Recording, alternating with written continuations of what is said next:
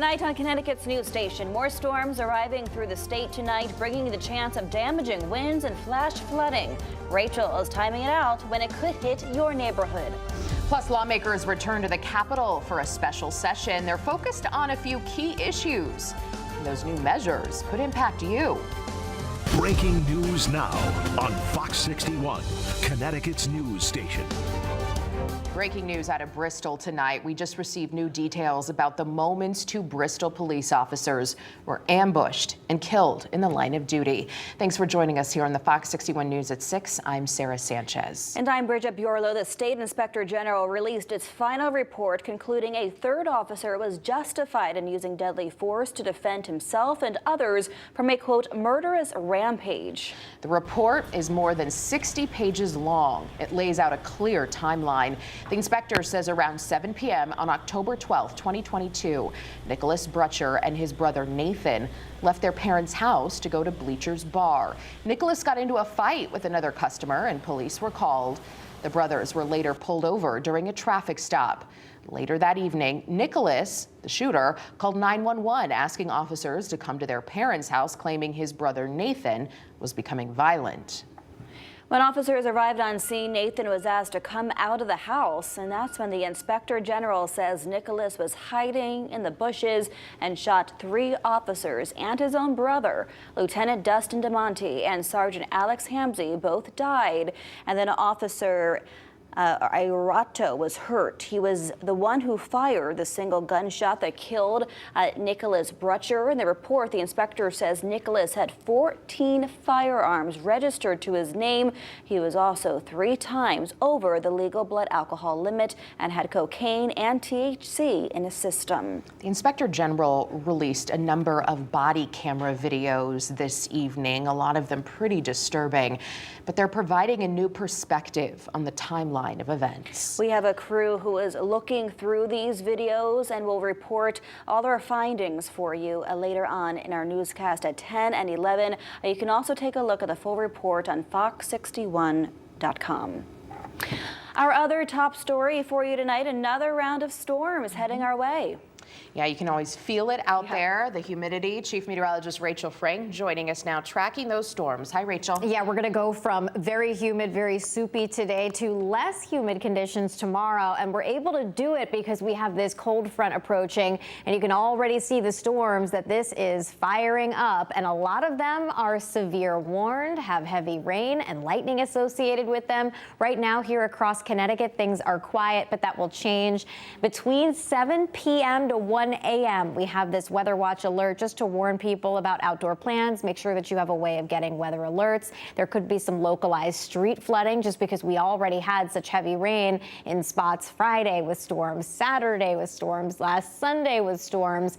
And again, there is a threat for severe weather with these storms as well. In the strongest, there could be damaging winds and hail. There is a low risk for a tornado. While it's the lowest on the threat scale, it's something that we'll just have to keep a close eye on out of an overabundance of caution. Temperatures right now are in the 80s to right around 90 degrees, and boy, is it humid. As we head towards 7, 8 o'clock, we'll have that isolated shower or storm chance, but after 9 or 10 is when more numerous storms pass through. We could see a line of storms come through the state. We'll be here with you as they're moving through on the news at 10 and 11 o'clock at night. And there could be some lingering showers and rumbles of thunder right through daybreak on Thursday before we end up drying things out. We'll take a closer look. Your full forecast coming up.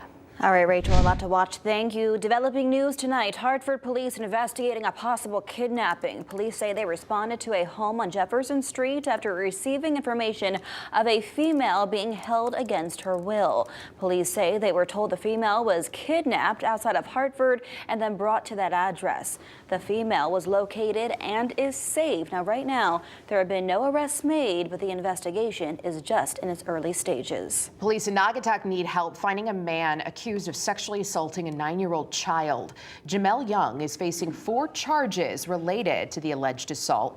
His bond is set at $750,000. If you have any information on where he could be, call 203-729-5222.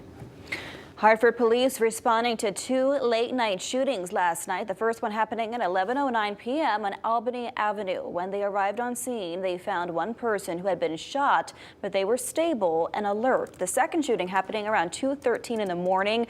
That one in the area of Capitol Avenue. A nearby hospital called police saying a man in his 20s had arrived there after being shot. He is expected to survive his injuries. We will let you know once we learn more about either of those shootings. A busy night for Hartford PD.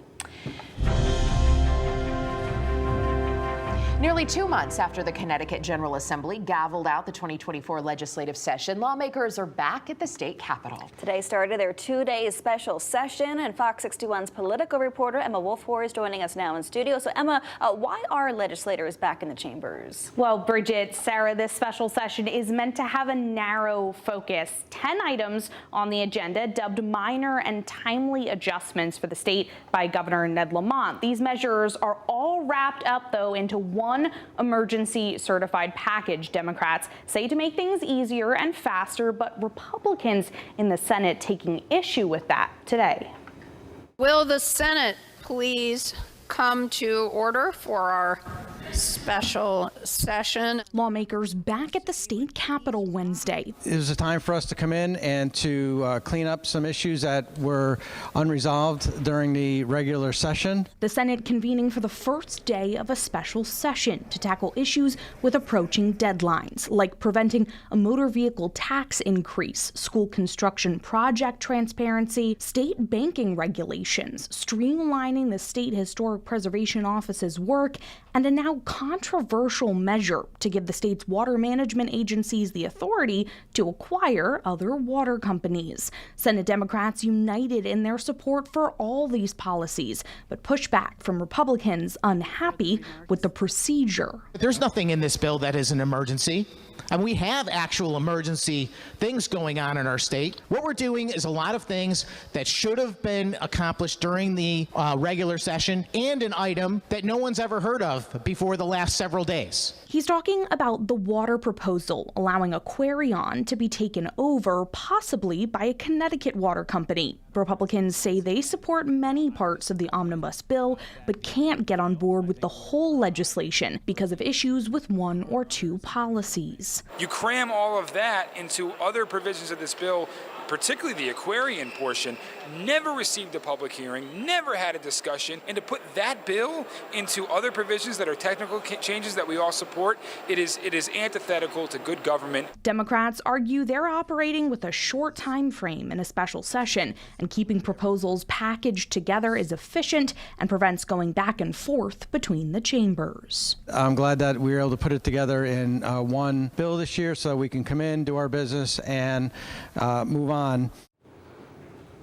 And just about 3 hours ago, around 3 o'clock, the Senate passed this bill package 20-9 with 7 lawmakers absent. This now heads to the House for their consideration on the second day of the special legislative session tomorrow. Bridget, Sarah.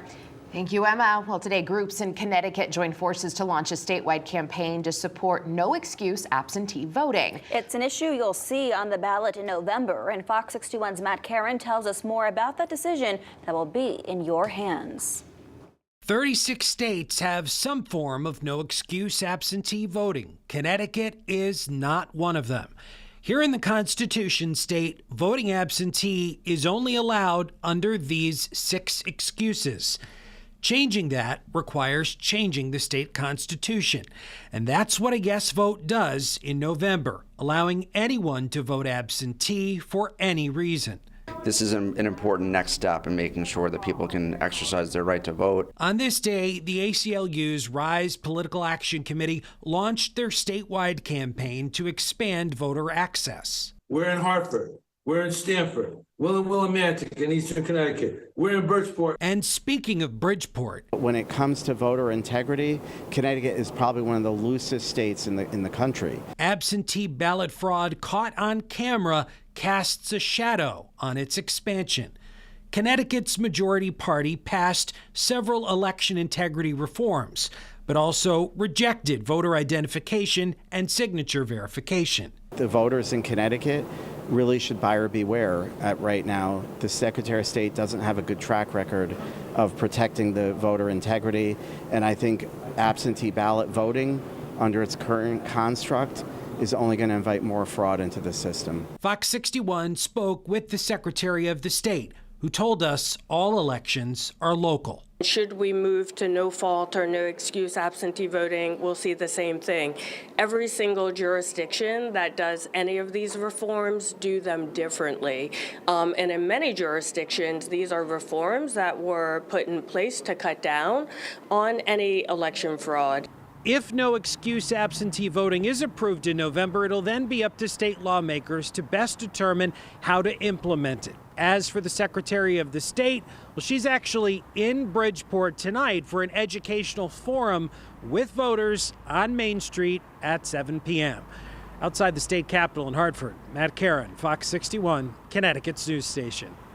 The State of Connecticut Mosquito Management Program, or MMP, has announced mosquitoes trapped in New Haven have tested positive for West Nile virus. Those mosquitoes are the first to test positive for West Nile in the state this year, making it the earliest detection of the virus in the last 25 years in Connecticut. That information is coming from the chief scientist at Connecticut Agricultural Experiment Station.